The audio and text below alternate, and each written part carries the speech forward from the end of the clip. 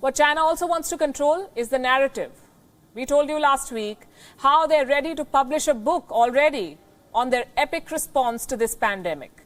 And we've been telling you every day how they try to cook up stories. One of them was this. The Wuhan virus, they said, was made in America. The man who floated this theory was Zhao Lijian. Remember him? He's among our favorites from China. He blocked us. He is the spokesperson of the Chinese Foreign Ministry and their defender/attacker on social media. He's also the man who said that the US military should be blamed for this pandemic. He very categorically stated that the US Army brought this virus to Wuhan. Now Mr. Zhao is making a U-turn. He's distancing his comments from the Chinese government. In other words, China, the government, is disowning this spokesperson's theory, or this theory. Zhao says that his claim was a personal one. It was made on his Twitter account. The position of the Chinese government on the source of the virus has been consistent and clear, he says. Listen to this. The question I raised on my personal account was a response to the stigmatization of China by some US politicians. It also reflects the indignation of many people in China. The position of the Chinese government on the source of coronavirus is consistent and clear. This is a scientific issue, and we need to listen to the opinions of science majors. A consistent position, he says. It wasn't so consistent for the Chinese state media, we say. For weeks, state-sponsored news organizations echoed his claims. It was a US conspiracy, they said. They pushed stories blaming the United States Army. There's ample proof of this. Guess what the same state media is doing now? They are calling Zhao Lijian an outspoken Chinese diplomat.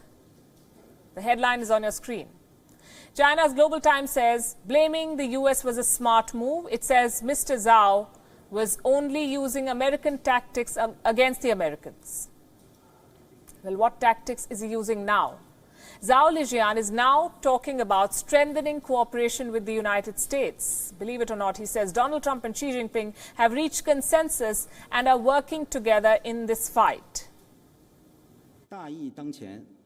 Only by strengthening cooperation can the international community win the battle with this pandemic. It is hoped that the US and China will work together to strengthen cooperation in anti-epidemic and other fields in accordance with the important consensus reached by the two heads of state on 27th March. As for the Chinese state media, this is what they are doing. A headline by China's Xinhua news agency is on your screen. It was published this evening. It reads, and I'm quoting, East-West, together's best.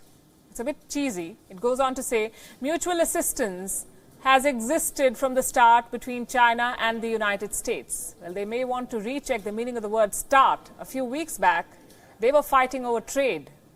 They were also fighting over the origin of the virus, blaming each other. For Trump, it was a Chinese virus. For Beijing, it was a virus unleashed by the US military.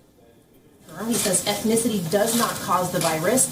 Why do you keep using this? Because it comes from China. Racist. It's not racist at all, no, not at all. It comes from China. That's why. It comes from China. I want to be accurate. I want to be accurate. It comes from China, he says. He seemed resolute in planning to pin down China there. Then a phone call took place. President Xi Jinping spoke to President Donald Trump. And as if by magic, Trump softened. He praised China. He called China's response commendable. Now, days after that U-turn by the American president, the Chinese are softening their stance vis-a-vis America. So was there a deal that the world does not know about? What explains the shift? We shall keep digging.